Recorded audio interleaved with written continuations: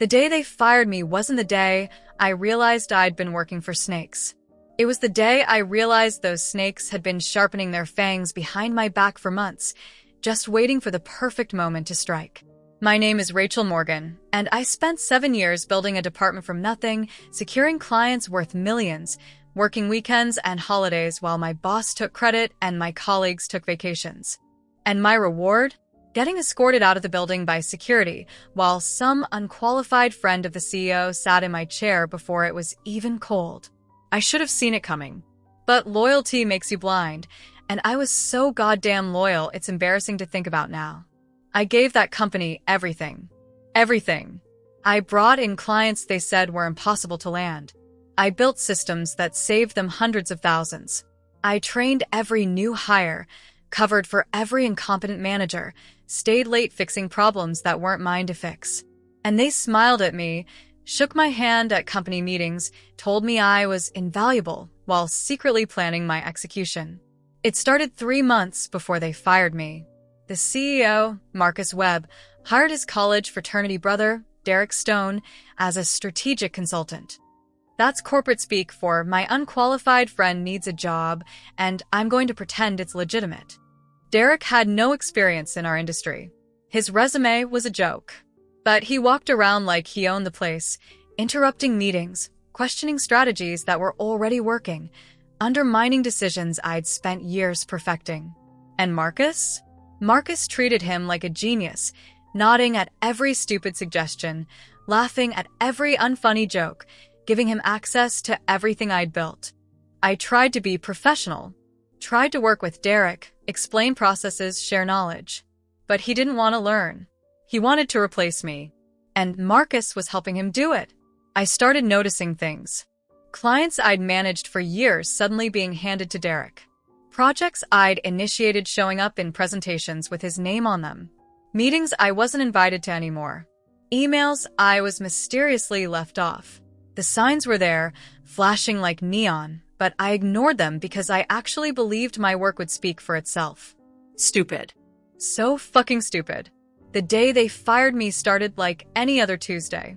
I came in early, reviewed contracts, prepared for a pitch meeting with our biggest client, Hartman Industries, worth $12 million annually. I'd built that relationship from scratch. Knew the CEO personally. Had drinks with their VP every month. That account was mine in every way that mattered except on paper. But when I walked into the conference room that morning, Derek was already sitting in my seat. Marcus stood at the head of the table with HR Director Linda Pierce beside him. And I knew before anyone spoke. Rachel, thanks for coming, Marcus said with that fake corporate sympathy that makes you want to scream. We need to discuss some changes to the company structure. Changes, I repeated, voice flat. We're moving in a new direction, Linda said, sliding a folder across the table. Your position is being eliminated.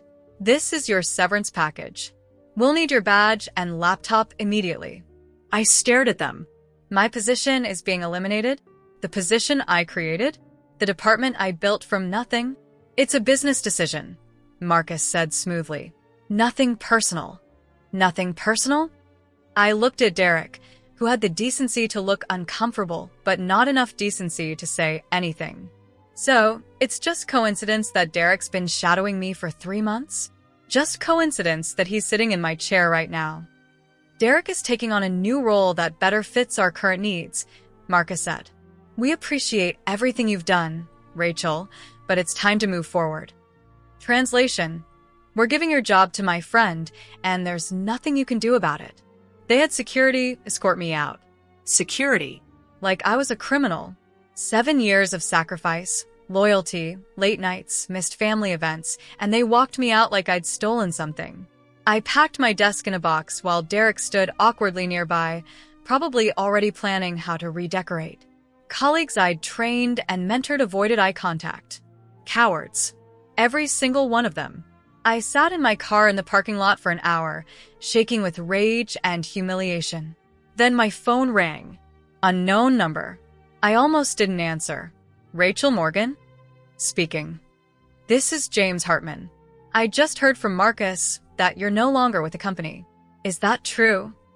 James Hartman, CEO of Hartman Industries. Our biggest client. My client. If you've been betrayed by people you built something for, drop a like. This is for everyone who's ever been replaced by someone less qualified. It's true, I said carefully. As of about an hour ago. That's the stupidest decision I've heard in 20 years of business, James said bluntly. You're the only reason we've stayed with that company. Your strategies doubled our revenue. You understand our industry better than our own consultants. Marcus just called to introduce me to some guy named Derek who doesn't know the difference between B2B and B2C. My heart started pounding. What are you saying, James? I'm saying our contract with Marcus's company expires in 60 days. And I'm not renewing it unless you're running the account. So here's my question, Rachel. Are you interested in starting your own consulting firm? Because if you are, Hartman Industries would like to be your first client. $12 million annually, 5-year contract, with the option to expand. I stopped breathing. Are you serious? I don't joke about $12 million. You have 2 months to set up shop. Send me the paperwork, and we're done with Marcus forever. I started my company that afternoon. Morgan Stratégique Solutions. Registered the business, set up an LLC, opened a bank account, designed a website. Worked 18-hour days fueled by spite and ambition and the intoxicating taste of revenge. Called every client I'd ever worked with, every contact I'd made, every relationship I'd built while Marcus took credit. And they listened, because they knew the truth. They knew I was the one who actually did the work. Within 3 weeks, I'd signed 4 more clients. Within 6 weeks, I had office space and 2 employees. And on day 59, exactly 1 day before Hartman Industries' contract with Marcus expired, I sent James the paperwork. He signed it immediately. $12 million. Gone from Marcus's company. Into mine. But I wasn't done. I reached out to 3 other major clients I'd brought to Marcus's company. Explained I was now independent. All 3 jumped ship within a month. That's $23 million in annual contracts Marcus lost in 60 days. His company went from thriving to bleeding money so fast the board started asking questions. Then the best part happened. The part that still makes me smile. Before you hear how this ends, hit subscribe and comment if you think revenge tastes better when it's served professionally. I promise the ending is worth it. Marcus called me personally. Begging. Actually begging. Said the company was in crisis. Revenue was down 40%. Derek had proven to be completely incompetent, and they'd had to let him go. Clients were complaining. Projects were failing. And Marcus, the man who'd replaced me with his frat brother, wanted to know if I'd consider coming back as a partner. Full equity. Profit sharing. My name on the door. I let him finish his pitch. Let him humiliate himself with promises and apologies and desperate offers. Then I said 6 words that felt better than anything I'd ever said in my life. I'm actually calling to make you an offer. Silence on the other end. My company is acquiring struggling firms in our industry. I continued. I'm prepared to buy your client list, your remaining contracts, and your intellectual property for 30 cents on the dollar. You can keep the office and the debt. I'll take everything that's actually valuable. Rachel, you can't be serious. I'm dead serious, Marcus. You taught me that business isn't personal. So here's my business offer. Sell me what's left of your company before it's worth nothing, or watch it collapse completely.